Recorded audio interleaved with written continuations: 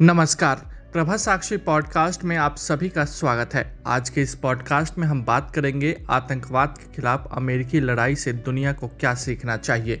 तो आइए सुनते हैं आज के इस पॉडकास्ट को। लेकिन उससे पहले अगर आपने हमारे चैनल को सब्सक्राइब नहीं किया है तो ज़रूर कर ले, ताकि हर रोज़ आप ऐसे ही इंटरेस्टिंग और जानकारी पूर्ण पॉडकास्ट सुन सकें। अलकायदा सरगना अयमान अल जवाहिरी को मौत के घाट उतारकर अमेरिका ने 9/11 हमले के पीड़ितों को पूरा न्याय दिला दिया है। देखा जाए तो जवाहिरी की मौत समूचे विश्व के लिए राहत भरी खबर है, क्योंकि वह जिस तरह से अपने संगठन को मजबूत कर रहा था, उससे कई देशों के लिए चुनौतियां बढ़ गई थीं। जवाहिरी का मारा जाना भारत के लिए तो खास तौर पर महत्व रखता है, क्योंकि उसने हाल के कुछ वर्षों में भारत को केंद्र में रखते हुए वीडियो संदेशों के माध्यम से जिहादी गतिविधियों के लिए युवकों को उकसाकर देश की मुश्किलें बढ़ाई थीं। 9/11 हमलों की साजिश मिलकर रचने वाले अल जवाहिरी और ओसामा बिन लादेन का खात्मा यह भी दर्शाता है कि अमेरिका अपने देश पर हमला करने वाले को कभी बख्शता नहीं है। लादेन को यूएस नेवी सील्स ने 2 मई 2011 को पाकिस्तान में एक अभियान के दौरान मार गिराया था, और अब उसके बाद 11 साल बाद जवाहिरी भी मारा गया है। 9/11 के हमलों में शामिल रहे लादेन और जवाहिरी के अन्य सहयोगियों को अमेरिका पहले ही ठिकाने लगा चुका है। जवाहिरी को मार गिराने वाले अमेरिका से यह बात पूरी दुनिया को सीखनी चाहिए कि वह अपने नागरिकों पर हमलों की बात को कभी भूलता नहीं और उसका बदला लेकर रहता है। 9/11 हमले को भले ही 2 दशक से ज़्यादा समय हो गया हो, लेकिन अमेरिकी सरकार के लिए उसके जख्म हमेशा ताज़ा रहें। और भले ओसामा और जवाहिरी को मार गिराने के बरसों लंबे अभियान के दौरान उसके अरबों खरबों डॉलर खर्च हो गए हों, मगर उसने इस बात की परवाह किए बिना आतंक के आकाओं का खात्मा करके ही चैन लिया।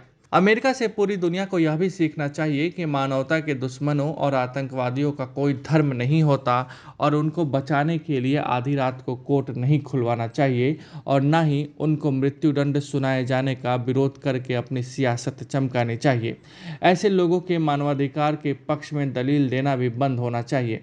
दुनिया को समझना होगा कि यह तो आतंकवादी वीडियो संदेश जारी कर जिहाद के लिए उकसाते हैं, दरअसल यह खुद बड़े डरपोक होते हैं। यह दूसरों को मौत के बाद जन्नत के सपने दिखाते हैं, लेकिन खुद मौत से इन्हें कितना डर लगता है, इसका अंदाज़ा इसी बात से लग सकता है कि जवाहिरी तालिबान के शीर्ष सरगना सिराजुद्दीन हक्कानी के घर में छिपा बैठा था। तो दूसरी ओर दुनिया का नंबर 1 आतंकवादी अलकायदा सरगना ओसामा बिन लादेन कितना बहादुर था, यह दुनिया ने तब देख लिया था जब वह डर के मारे एक गुफा से दूसरी गुफा में छिपता फिर रहा था। दूसरी ओर आतंकवाद के खिलाफ अब तक की सबसे लंबी लड़ाई में मिली यह सबसे बड़ी सफलता घरेलू मोर्चे पर अमेरिकी राष्ट्रपति जो बाइडेन के लिए राहत लेकर आई है।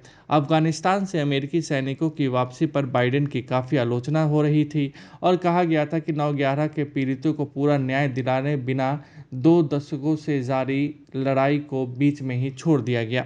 लेकिन अफगानिस्तान छोड़ने के 11 महीने बाद अमेरिकी खुफिया एजेंसियों ने आतंकवाद रोधी अभियान में महत्वपूर्ण सफलता हासिल की है। जिस तरह अमेरिकी खुफिया एजेंसियों ने यह अभियान चलाया और उसे सफलतापूर्वक अंजाम तक पहुंचाया, निश्चित ही उससे बाइडेन प्रशासन की दक्षता साबित हुई है। महंगाई और बेरोजगारी के मोर्चे पर चुनौतियों से जूझ रहे राष्ट्रपति जो बाइडेन की लोकप्रियता में हाल ही में गिरावट भी देखी गई, जो कि अब वापस बढ़ सकती है। बाइडेन ने दिखा दिया है कि कैसे उन्होंने अफगानिस्तान से अमेरिकी सैनिकों को वापस बुलाकर उनके जीवन की रक्षा की, अमेरिकी खजाने से अफगानिस्तान में जो अरब डॉलर खर्च हो रहे थे उसे भी बचाया, और अपनी रणनीति के चलते अफगानिस्तान में अमेरिकी सैनिकों की मौजूदगी नहीं होने के बावजूद भी जवाहिरी को मार गिराया। बहरहाल, जॉर्ज डब्ल्यू बुश के कार्यकाल में आतंकवाद के खिलाफ जिस अभियान की शुरुआत हुई थी, उसे आगे बढ़ाते हुए बराक ओबामा ने ओसामा को मार गिराया था। फिर ट्रंप ने भी आतंकवाद के खिलाफ कड़ा रुख बरकरार रखा और अमेरिका के दुश्मनों का चौतरफा सफाया करने के लिए आतंकवाद को फंडिंग करने वालों की भी कमर तोड़ी। अब बाइडेन के कार्यकाल में जवाहिरी की मौत से अमेरिका का बदला लेने का संकल्प भी सिद्ध हुआ है। दुनिया ने भी चैन की सांस ली है। देखा जाए तो लादेन और जवाहिरी का खात्मा आतंकवाद के खिलाफ लड़ाई में बहुत बड़ी कामयाबी के साथ साथ आतंकवाद के प्रतीकों पर सबसे बड़ा हमला भी है। आतंक के प्रतीकों पर हमले से निश्चित रूप से आतंकवादियों और आतंकवाद के समर्थकों का मनोबल गिरेगा, जो कि पूर्णतः मानवता के हित में है। तो आज के लिए इतना ही। अगले पॉडकास्ट में किसी और मुद्दे पर देंगे विस्तृत जानकारी। जुड़े रहिए प्रभा साक्षी के साथ।